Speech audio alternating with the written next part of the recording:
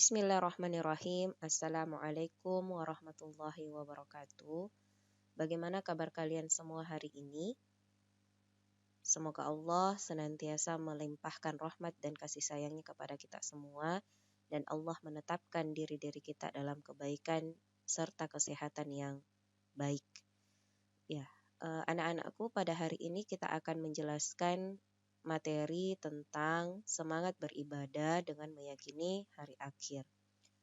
Pada materi ini, kompetensi dasar pengetahuan yang akan dicapai ya pada tujuan pembelajaran hari ini yaitu bagaimana kalian mampu kelak mengevaluasi makna beriman kepada hari akhir. Di materi ini akan dijelaskan mengenai apa itu hari akhir, ya, apa definisinya, macam-macam hari akhir, ya tanda-tandanya, sampai pada periode hari kiamat. Kemudian pada KD keterampilan, ya, hal yang akan kita capai adalah bagaimana kalian mampu menyajikan ya perilaku jujur, tanggung jawab dan adil sebagai perwujudan iman kepada hari akhir. Ya, jadi diinginkan setelah kalian mempelajari materi ini, kalian mampu mengaitkan ya bagaimana perilaku jujur itu terhadap iman kepada hari akhir, bagaimana sikap tanggung jawab dan adil sebagai perwujudan iman kepada hari akhir. Oke, iman kepada hari akhir itu merupakan rukun iman yang kelima ya. Sebelum kita masuk pada pengertian apa itu iman kepada hari akhir, maka terlebih dahulu kita harus paham apa itu apa makna dari iman. Ya, karena kita akan sulit untuk memahami apa itu iman kepada hari akhir ketika ya makna rukun dan makna iman itu pun kita tidak paham. Ya, maka sebelum kita masuk kepada materi intinya yaitu iman kepada hari akhir, maka terlebih dahulu kita akan memahami apa itu iman ya dan apa makna rukun. Sehingga kita mampu mengerti ya, memahami dengan jelas ya apa maksud iman kepada hari akhir. Ya, seperti kita tahu bahwa iman kepada hari akhir adalah rukun iman yang kelima. Nah, makna iman, apa itu iman? Ya, secara bahasa iman artinya kepercayaan, ya, keyakinan kita, ya, itu secara umum atau secara etimologi atau secara bahasa. Adapun secara istilah, makna iman itu adalah keyakinan dalam hati, diucapkan dengan lisan dan diamalkan dengan perbuatan. Ya. Kemudian kalau kita mau sempurnakan makna iman itu, dia akan bertambah dengan ketaatan dan dia akan berkurang dengan kemaksiatan. Ya, jadi iman ini memiliki 3 unsur, ya. Dia harus diyakini dalam hati, diucapkan dengan lisan dan diamalkan dengan perbuatan. Jadi ketika seseorang itu mau dikatakan beriman, maka 3 unsur tadi, ya, iman dalam hati, keyakinan dalam hati, diucapkan dengan lisan dan diamalkan dengan perbuatan, itu semuanya harus ada pada diri seseorang, ya. Jadi tidak dikatakan seseorang itu beriman ketika dia meyakini saja dalam hatinya, tapi dia tidak mau mengamalkan dengan perbuatan, ya, ataupun dia tidak mau melisankan, ya. Jadi seseorang dikatakan beriman sekali lagi ketika ya 3 unsur iman tadi itu ada pada diri seseorang, ya. Jadi diyakini dalam hati, diucapkan dengan lisan dan diamalkan dengan perbuatan. Misal kita contoh ya, memberikan contoh. Misalnya mengenai iman kepada Allah ya. Nah, kalau dia beriman kepada Allah ya, maka dia harus yakin dalam hati bahwa Allah itu Robnya, Tuhannya. Ya, kemudian dia lisankan dengan bersyahadat misalnya. Nah, bagaimana dengan perbuatan? Ya, perbuatan maksudnya dia menghambakan dirinya, dia beribadah, dia takut, tunduk ya dan ya berharap itu hanya kepada Allah. Nah, barulah kemudian orang tersebut dikatakan beriman kepada Allah. Jadi ketika ada seseorang yang meyakini saja dalam hatinya, ya dia sudah bersyahadat, tapi dia tidak mau menghamba kepada Allah, misalnya dia tidak mau sholat, ya, tidak mau melaksanakan perintah-perintah Allah, maka ya keimanannya kemudian bermasalah, ya, seperti itu. Kemudian kita masuk ke makna rukun, ya, makna rukun. Apa itu rukun? Nah, rukun itu adalah sesuatu yang harus ada di dalam amalan, ya, di dalam amalan yang kita lakukan. Kalau rukunnya ada, maka sesuatu itu ada atau amalan itu ada. Kalau rukunnya tidak ada, maka amalan itu juga tidak ada. Ya, kita kasih contoh, misal rukun sholat, ya, rukun sholat. Rukun sholat misalnya membaca surah Al-Fatihah. Nah, surah Al-Fatihah itu dibaca di mana? Di luar atau dalam sholat? Dalam sholat kan? Nah, berarti rukun Al-Fatihah itu harus ada di dalam sholat. Kapan seseorang sholat kemudian dengan sengaja dia tidak membaca surah Al-Fatihah, maka ya tidak dikatakan sholatnya sah. Ya, dia harus mengulang sholatnya. Sholatnya itu tidak ada. Ya, maka ya rukun itu seperti itu. Nah, ketika dia dikatakan rukun iman, berarti kalau seseorang itu mau dikatakan beriman, ya, maka keenam rukun iman ini harus ada pada diri seseorang, ya. Mulai dari iman kepada Allah, iman kepada malaikat, iman kepada kitab, iman kepada rasul, iman kepada hari akhir, dan iman kepada qada dan qadar, ya. Jadi tidak dikatakan seseorang itu beriman ketika dia mengingkari sebagian atau keseluruhan dari rukun iman itu. Ya, jadi ketika kita mengatakan bahwa oh saya beriman, berarti kita harus meyakini bahwa ya hari akhir itu akan ada nanti. Nah, inilah yang kita akan pelajari pada materi kita hari ini. Jadi sekali lagi rukun iman itu maksudnya dia harus meyakini, ya, dia harus meyakini keenam rukun iman ini, ya, tidak boleh salah satu dari kita itu tidak meyakini sebagian atau keseluruhan dari rukun iman tersebut. Nah, oke. Sekarang kita masuk ke materi inti. Nah, apa itu hari akhir, ya? Definisi hari akhir menurut Al-Qur'an, ya, dikatakan di sini bahwa hari akhir artinya hari terakhir. Ya, apa maksudnya? Ya, maksudnya adalah tidak ada lagi hari setelah hari itu, ya. Jadi dikatakan hari akhir karena hari itulah hari terakhir, tidak ada lagi hari setelahnya, di mana seluruh manusia dibangkitkan dan dikumpulkan untuk dihisab dan diberikan balasan. Ya, itulah disebut dengan hari akhir. Ya, definisi yang lainnya dikatakan bahwa hari akhir itu adalah hari yang tidak ada lagi akhirnya. Ya, jadi yang pertama tadi kalau dikatakan hari akhir itu hari terakhir, maksudnya tidak ada lagi hari setelah hari itu, di mana semua manusia dikumpulkan untuk dihisab dan diberikan balasan. Ya, definisi yang lain dikatakan hari itu adalah hari yang tidak ada lagi akhirnya, tidak ada lagi hari setelahnya. Ya, di mana penghuni neraka akan menempati neraka dan begitupun surga, penghuni surga akan menempati surga, ya, seperti itu.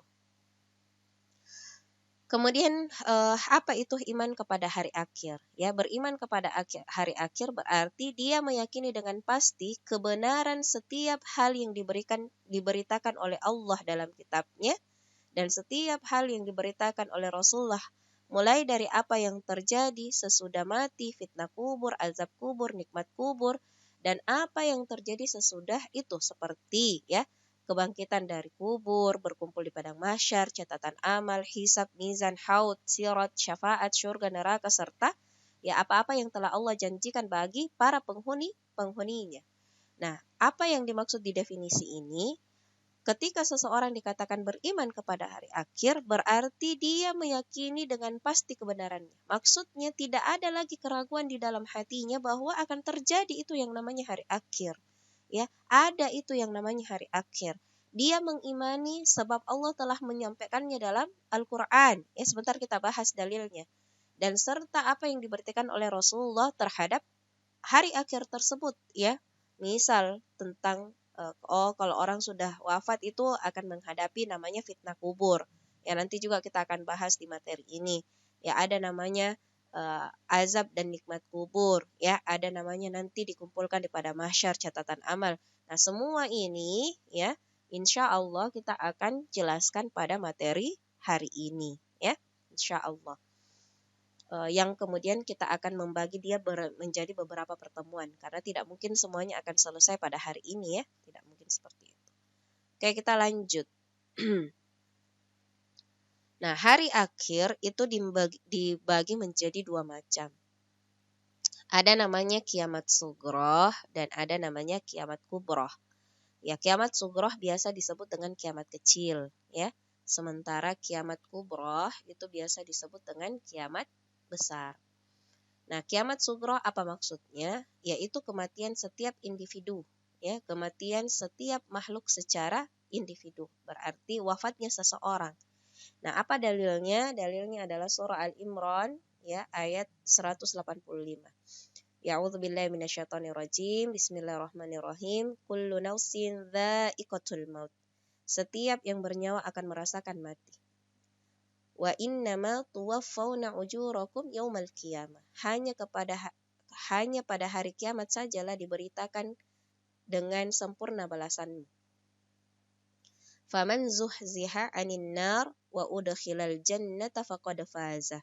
Ya, siapa yang dijauhkan dari neraka dan dimasukkan ke dalam surga, sungguh dia telah memperoleh kemenangan. Wa mal hayatud dunya illa mata'ul ghurur. Ya, sesungguhnya kehidupan dunia itu hanyalah kesenangan yang memperdaya. Nah, di mana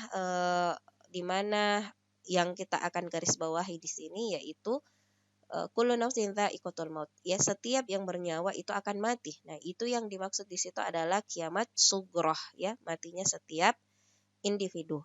Ya, hal yang lain yang kita bisa dapat pelajaran selain itu di ayat ini, ya, saya menitiberatkan pada kata atau potongan ayat wa mal hayatud dunya illa mata'ul ghurur. Ya, sesungguhnya kehidupan dunia itu adalah kesenangan yang memperdaya, ya. Kita seakan diingatkan oleh Allah Subhanahu wa taala bahwa ya dunia ini adalah hal yang memperdaya, ya, yang melalaikan kita. Ya, yang kita biasa bersungguh-sungguh di dalamnya yang kelak kemudian kita akan tinggalkan juga, ya.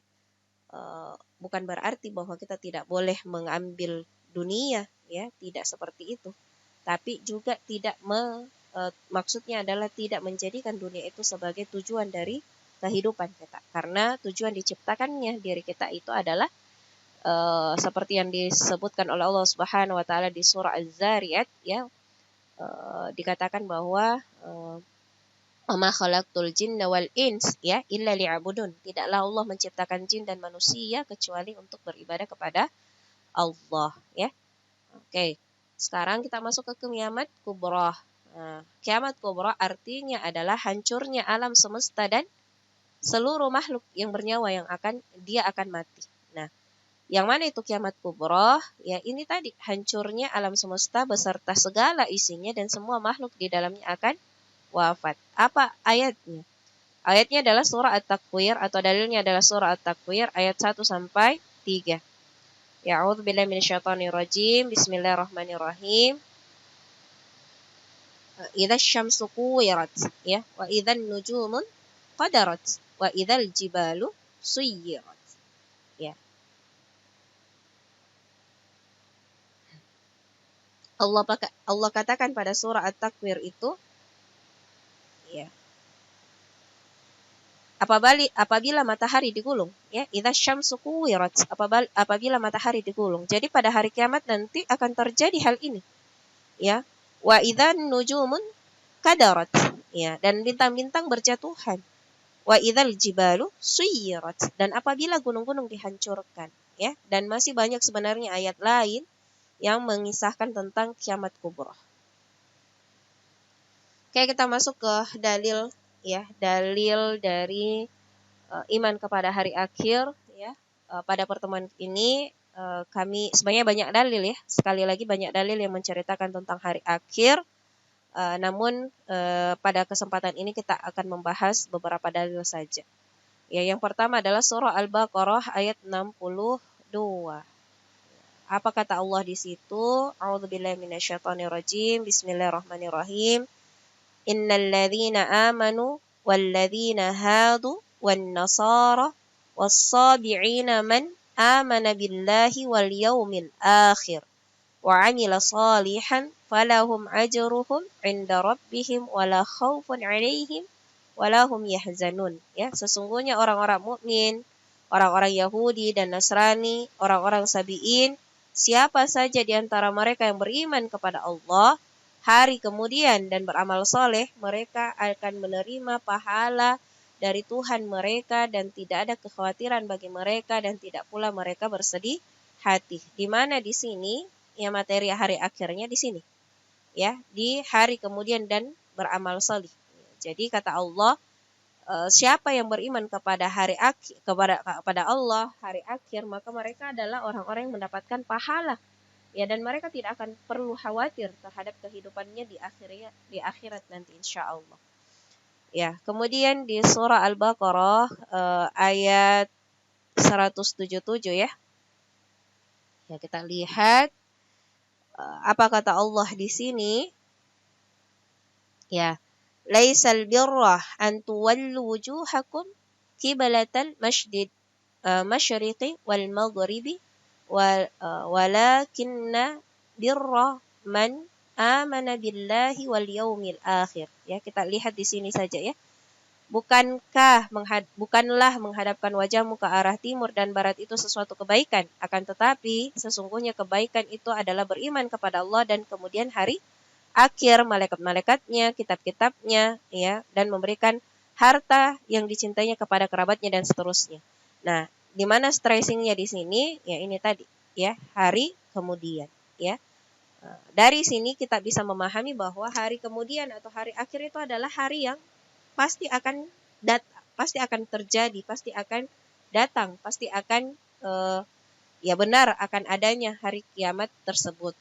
Nah, di hadis yang lain disebutkan di hadis Arba'in, ya. Kita bisa lihat di sini. Nah, hadis Arba'in ini sebenarnya hadis yang sangat panjang, ya, di mana malaikat Jibril itu datang kepada Rasulullah SAW untuk bertanya apa itu iman, ya, apa itu Islam, apa itu ihsan. Ya, dan ketika dipotongkan hadis di sini itu ketika malaikat Jibril itu bertanya kepada Rasulullah tentang apa itu iman, ya, maka Rasulullah bersabda, ya, al-iman adalah beriman kepada Allah, malaikatnya, kitabnya, rasulnya, hari akhir, ya, dan terhadap takdir baik ataupun takdir buruk. Kita lanjut definisi hari akhir menurut ilmu pengetahuan. Ya, ini kalian bisa kemudian melihatnya pada buku cetak-cetak kalian, ya. Nah, di situ sangat jelas bagaimana menurut geologi, ya, bahwa bumi ini adalah hamparan, ya. Dia kemudian kelak ya akan terjadi karena gaya gravitasi itu sudah kemudian berkurang, maka dia akan menjadi apapun yang ada di dalam bumi itu saling bertubrukan. Nah, adapun secara fisika dan ilmu astronomi, saya berharap kalian baca dari buku itu dan kemudian kalian nanti menuliskan pada buku catatan kalian, ya, dan ini menjadi tugas kalian hari ini. Nah, kemudian bukti indrawi. Nah, bukti indrawi yaitu bukti dari kisah Nabi Ibrahim alaihissalam, ya, di mana ketika itu Nabi Ibrahim mencari keberadaan Allah, ya, keberadaan Tuhan, ya, dia berdoa dan meminta kepada Allah agar diperlihatkan kuasanya. Nah, maka Allah memerintahkan kepada Nabi Ibrahim ini untuk membawa beberapa ekor burung yang telah dicincang pada setiap bukit. Nah, Nabi Ibrahim kemudian melaksanakan perintah Allah, lalu Allah memerintahkan bahwa Nabi Ibrahim memanggil burung-burung telah dicincang itu, dan burung itu kemudian kembali hidup dan utuh. Nah, peristiwa ini membuat Nabi Ibrahim semakin yakin bahwa tiada Tuhan yang disembah selain Allah. Apa maksudnya di sini? Maksudnya di sini adalah kalau Nabi Ibrahim saja, ya, mampu kemudian dengan izin Allah memanggil burung itu yang sudah dicincang dia hidup, ya, maka sangat mudah bagi Allah yang berkuasa atas segala sesuatu untuk menghidupkan orang-orang yang meninggal. Karena ada beberapa orang itu yang tidak meyakini bahwa akan adanya hari akhir. Dia mengatakan tidak mungkin manusia itu bisa dihidupkan semua, ya, sekian ratus manusia bisa dihidupkan semua. Tidak mungkin. Nah, Kalau kita beriman kepada Allah dan hari akhir, kita mengatakan bahwa hal itu sangat-sangat mudah bagi Allah. Kalau Allah saja mampu kemudian mengizinkan Nabi Ibrahim memanggil burung-burung yang sudah dicincang itu kembali hidup, bagaimana tak lagi ya dengan manusia ya yang telah Allah ciptakan ya, dan kemudian Allah akan membangkitkan kembali pada hari akhir. Ya, itu ya. Nah, kemudian cakupan iman kepada hari akhir. Jadi, pada cakupan iman kepada hari akhir ini ada dua ya, yaitu yang pertama mengimani apa-apa yang akan terjadi sesudah kita mati. Jadi, setelah kita mati itu akan ada namanya fitnah kubur. Apa itu fitnah kubur? Fitnah kubur itu adalah pertanyaan dua malaikat di dalam kubur, ya, tentang 3 pertanyaan, ya, man rabbuka, man dinuka, man nabiyuka, dan setiap manusia itu akan mendapati fitnah kubur itu tanpa terkecuali, ya. Kemudian kalau dia bisa menjawab pertanyaan malaikat, maka dia mendapatkan nikmat kubur. Apa itu nikmat kubur?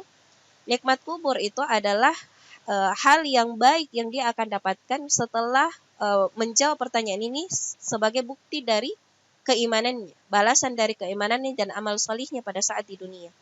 Ya, bagaimana orang-orang yang mendapatkan nikmat kubur? Ya, salah satunya adalah kuburannya itu dilapangkan oleh Allah Subhanahu wa taala. Ya, dilapangkan kuburnya. Ya, diperlihatkan kondisinya di surga, ya. Sejauh mata memandang, ya, dia menyaksikan hal yang indah. Ya, dan dia akan dibersamai dengan amal solihnya. Sementara azab kubur, orang yang tidak bisa menjawab fitnah kubur, maka dia akan mendapatkan azab kubur. Ya, nah azab kubur ini ada dua, ada yang terus menerus terjadi. Nah, inilah yang akan terjadi kepada orang-orang kafir, munafik, dan ahli maksiat. Sementara ya azab kubur itu terjadi sementara ketika ahli maksiat itu punya maksiat yang kejahatannya ringan, ya, seperti itu. Kemudian cakupan iman kepada hari akhir yang kedua adalah bagaimana dia mengimani hal-hal yang terjadi setelah tiupan sangkakala kedua. Mulai dari yaumul ba'ats, al-hasyr, syafaat, hisab, ard, yaumul mizan, haud, sirat, yaumul jaza, syurga, dan neraka. Nah, untuk cakupan iman kepada hari akhir ini, insya Allah kita akan mempelajarinya pada pertemuan berikutnya. Ya, untuk materi hari ini cukup di situ. Kalau ada yang mau ditanyakan silahkan kita tanyakan setelah kita mendengarkan video pembelajaran hari ini. Ya, setelah ini kita akan diskusi mengenai apa yang telah kita jelaskan tadi, ya, dan kita akan mencari solusi dari apa-apa yang kemudian kita diskusikan pada hari ini. Ya, Ibu cukupkan sampai sini. Syukran wa jazakumullah khair atas perhatian kalian, dan insya Allah kita lanjut dengan diskusi ya. Ya, assalamualaikum warahmatullahi wabarakatuh.